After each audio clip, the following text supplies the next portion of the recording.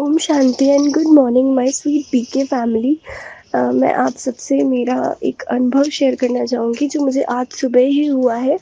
तो मैंने अभी 3-4 दिन पहले ग्रुप में बहुत दुखी होकर मैसेज किया था कि अमृत वेले उठना चाहती हूँ लेकिन नहीं उठ पाती हूँ, और अमृत वेले का अलार्म फिर क्योंकि नींद पूरी नहीं होती तो अमृत वेले का अलार्म कैंसिल करने के चक्कर में 5, 6, 7, 8 सारे अलार्म कैंसिल हो जाते हैं मुझसे नींद में, और सारे के सारे अलार्म कैंसिल हो जाने के बाद बहुत देर से उठती हूँ और फिर बहुत ही रिग्रेट होता है। और उठने के बाद भी जैसे ये रहे कि उठने के बाद मैं अच्छे संकल्प कर लूँ, लेकिन कितना भी कोशिश कर लूँ इतना लेट उठने के बाद फिर मूड अपलिफ्ट हो ही नहीं पाता है, बिकॉज़ ऑलरेडी संसार इतने घंटों पहले शुरू हो चुका होता है और धूप भी आ चुकी होती है। मतलब 8 बजे के बाद उठना तो बहुत ही ज़्यादा एक ऐसा लगता है कि बाबा रोज़ बोलते हैं कि जो सुबह-सुबह उठते हैं तो वो बाबा के बच्चे हैं, जो 5 बजे उठते हैं वो भक्त आत्माएँ हैं। उसके बाद 6, 7, 8, 9 इसके बाद उठने वाले तो मतलब असुर की लिस्ट में आते हैं। तो ऐसा तो फिर बहुत ऐसा फ़ील होता था कि अपन मतलब ज्ञान में नहीं होने वाले लोग भी मुझसे बेटर है, क्योंकि वो भी शायद 5-6 बजे उठ जाते हैं। लेकिन मैं ज्ञान में होकर और डेली मुरली सुनकर भी मतलब मैं नहीं उठ पाती हूँ, तो मुझे बहुत रिग्रेट था इस चीज़ का। लेकिन कल रात को ऐसा हुआ कि नॉर्मली मैं 12 साढ़े 12 तक सोती हूँ। कल मुझे फिर 1:30 बज गई थी और कल किसी कारण से पूरे दिन ही मैं बहुत ज़्यादा उदास, बहुत ज़्यादा दुखी थी। कल सेंटर की भी छुट्टी कर ली थी मैंने, और मतलब रात को सोने में भी इतना लेट हो गया और घर पे भी कल मैंने मुरली नहीं पढ़ी। पूरा दिन पता नहीं किस तरीके से मेरा मतलब क्यों मेरा इतना ज़्यादा दुःख और निराशा में पूरा दिन बीता कि ना सेंटर जा पाई, ना मुरली मैंने घर पे की, ना योग किया नुमा शाम, कुछ भी नहीं। तो और तो फिर रात को सोने से पहले मुझे थॉट आया कि अभी मैं मुरली सुनती हूँ। मतलब एक खिंचावट सी होने लगी कि ये क्या कर दिया मैंने, पूरा दिन दुःख में वेस्ट कर दिया और मुरली भी नहीं पढ़ी। तो फिर मेरा मन किया मुरली पढूँ, तो मैंने रात को 1 बजे, हाँ, रात को 1 बजे मैंने मुरली पढ़ी और सोते-सोते मैंने संकल्प किया कि जितनी भी आत्माओं को मैंने दुःख दिया है, उन सब से मैं माफ़ी माँगती हूँ। और ऐसा मतलब नींदों में जाने वाली स्टेट होती है ना जस्ट बिफोर द स्लीप, तो कि आधा अपन नींदों में चले गए होते हैं, तो उस स्टेट में मैंने मतलब ऐसा संकल्प किया कि जिनको भी मैंने इस जन्म में या इससे पहले के जन्म में दुःख दिया है वो मुझे माफ़ कर दो। और ये सब करने से जस्ट पहले मैंने रात को 12 बजे के बाद मतलब 1 बजे समथिंग मुरली पढ़ी थी और मैं 1:30 बजे मैं सोई थी, है ना? तो देयर वाज़ नो वे कि मैं सुबह जल्दी उठूँ या अमृत वेला उठ पाऊँ, ऐसा तो मुझे बिल्कुल नहीं लगा था। लेकिन फिर भी मैंने अलार्म लगा के 4, साढ़े 4, 5, 6 ऐसे सारे अलार्म लगा के और मैं सो गई। और ट्रैफ़िक कंट्रोल का ऐप जो मैंने 2-3 दिन पहले डिसेबल कर दिया था, उसको भी मैं इनेबल करके सो गई, है ना? तो 1:30 बजे मैं सोई। वैसे मैं 12 बजे भी सोती हूँ तो भी मैं सारे अलार्म धीरे-धीरे कैंसल करके और बहुत लेट उठती हूँ। लेकिन कल ऐसा हुआ, मतलब आज सुबह ऐसा हुआ कि रात को मैं 1:30 बजे सोई हूँ और मुझे कोई उम्मीद नहीं है कि मैं सुबह उठूँगी, लेकिन फिर भी मैं बस मुरली पढ़ के और नींद में जाते-जाते और मन में सबसे माफ़ी माँग के और सो गई मैं, गहरी नींद आ गई। और 3:30 बजे के करीब, 3:15 मान लो, तो मुझे एक सपना दिखता है जिसमें हमारा जो सेंटर है ब्रह्मा कुमारी सेंटर अपना, हमारे यहाँ का, तो उसमें जो हॉल के पीछे वाली जगह है, तो मैं देखती हूँ कि मेरी एक फ्रेंड जो एमपी साइड की है, जो कभी इधर आई भी नहीं है जहाँ मैं रहती हूँ, तो वो फ्रेंड के साथ में सेंटर में जो हॉल है उसके पीछे जो ऐसे वॉक करते हुए हम आते हैं, तो वहाँ से वॉक करते हुए वो मुझे अपनी पर्सनल लाइफ के बारे में कुछ चीज़ें बता रही है जो मैं शॉकिंगली सुन रही हूँ कि अच्छा ऐसा हुआ, ये हुआ। मतलब ये एक अलग ही चीज़ थी कि मैं ये देख रही हूँ कि हम सेंटर में हॉल के पीछे वाली गली में ऐसा वॉक करते हुए ऐसी मतलब दुनिया के टाइप की बातें करते हुए आ रहे थे। एंड इतने में मैंने देखा कि हम हॉल तक पहुंच गए और फिर हॉल के हम अंदर आए, और फिर मैं देखती हूँ कि ये हमारा जो सेंटर का हॉल है वो नहीं है, ये कोई और ही हॉल है। ना ही ये डायमंड हॉल था, ना ही हमारे सेंटर का हॉल था, लेकिन बहुत बड़ा सा कोई हॉल था। उसमें बहुत सारे मतलब मान लो हज़ारों भाई बहन बैठे थे और योग कर रहे थे। और मैंने मेरी फ्रेंड को कहा चल अब बैठते हैं, और मेरी ये फ्रेंड ज्ञान में भी नहीं है और कभी इधर आई ही नहीं है, वो इंदौर साइड की है।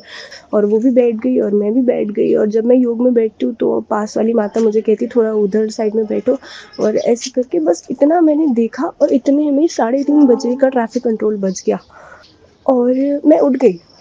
मतलब वैसे मैं 12 बजे भी सोती हूँ तो भी मैं उठती नहीं हूँ, मैं बहुत लेट उठती हूँ, सारे अलार्म कैंसिल करती जाती हूँ। लेकिन मुझे ये अजीब सा सीन दिखा कि जो फ्रेंड ज्ञान में है ही नहीं और कभी आई ही नहीं है इधर, उसको मैं मतलब उसकी पर्सनल लाइफ से रिलेटेड हम बातें कर रहे हैं और सेंटर के पीछे ही वॉक करते हुए कर रहे हैं। एंड देन मैं देखती हूँ हम किसी मतलब कोई अलग ही हॉल है उसमें आ गए और सब योग कर रहे हैं, सारे भाई बहन योग कर रहे हैं, बाबा का योग चल रहा है और बैठी मैं। एंड सडनली अमृत वेला मतलब 3:30 बजे वाला ट्रैफिक कंट्रोल बज गया और फिर मेरे मन में आया, मैं नींदों में थी और मेरे मन में आया कि नहीं मुझे सोना नहीं है, आज बाबा ने उठा ही दिया है इतना अजीब सा सीन दिखा के, तो मुझे योग करना है। और मैं उठ गई और 3:30 बजे से लेकर मैंने 4:30 पौने 5 तक बहुत अच्छा योग किया अपने कमरे में बैठ कर। और फिर मुझे लगा अब चलो 4:45 बज गई है, अभी मैं छत पे जा सकती हूँ।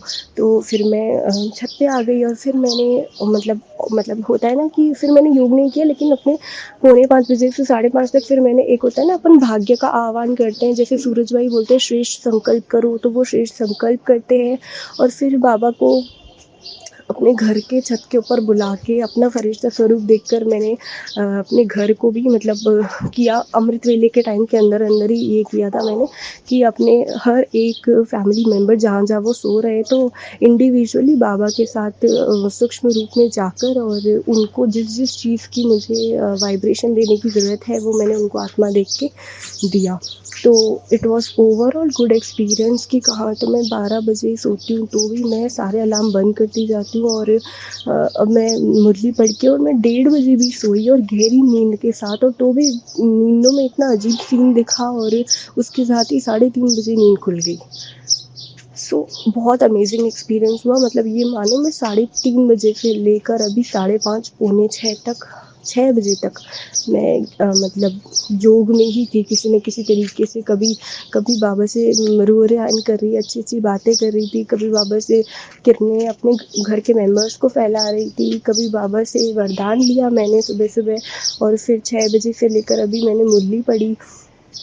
तो बहुत ही ज़्यादा अच्छा मूड अपलिफ्ट हो गया और आज ऐसा लग रहा है पहला अनुभव मुझे आज ही हुआ है, तो मैं बहुत ही ज़्यादा खुश फील कर रही हूँ। ओम शांति। तो इस अनुभव के द्वारा अब हम यह समझ सकते हैं कि क्यों हम ब्राह्मण आत्माओं को पुरुषार्थ में इतनी मेहनत करनी पड़ती है। किसी का अमृत वेला मिस होता है तो किसी की मुरली मिस होती है। सेंटर जाने का मन ना करना या फिर सेवाओं में रुचि उत्पन्न ना होना, वास्तव में ये सभी पूर्व जन्मों में हमारे द्वारा हुए विकर्मों का ही परिणाम है, जिसे बाबा मुरलियों में ग्रहचारी बैठ जाना कहते हैं। तो बाबा ने बताया है कि पूर्व जन्मों में जिन मनुष्य आत्माओं को हमने दुख दिए हैं उनसे निकलने वाले वाइब्रेशंस ही हमारा पीछा करते हैं और ज्ञान मार्ग में हमारा भाग्य बनने नहीं देते, योग लगने नहीं देते। इनसे छूटने के लिए हमें प्रतिदिन 10 मिनट के लिए उन सभी आत्माओं से क्षमा मांगनी है जिनको भी हमारे द्वारा ठेस पहुंची है या जिनको भी हमने हानि पहुंचाई है। दिल से क्षमा मांगने के बाद उन्हें ढेर सारी दुआएं दें। फिर आप देखेंगे कि जैसे जैसे आपके सर से विकर्मों का बोझ हल्का होता जाएगा, आपका मन योग में धीरे धीरे टिकने लगेगा। खुशी जो गायब हुई थी वह भी लौट आएगी। और अब समय है आज के टिप ऑफ द डे का। घर में रखी एक्सपायर्ड टैबलेट्स और कैप्सूल्स को यूं ही डस्टबिन में ना फेंकें। 1 टैबलेट पर प्लांट के हिसाब से उन्हें अपने पौधों में गाड़ दें। यह उनके लिए एक फर्टिलाइजर का काम करेगा और उन्हें पोषण देगा। और यदि आपके भी कोई अनुभव हैं तो आप हमें हमारे व्हाट्सएप नंबर पर अपना अनुभव शेयर कर सकते हैं। और राजयोग कोर्स ऑनलाइन सीखने के लिए भी डिस्क्रिप्शन बॉक्स में दिए गए लिंक पर क्लिक करें।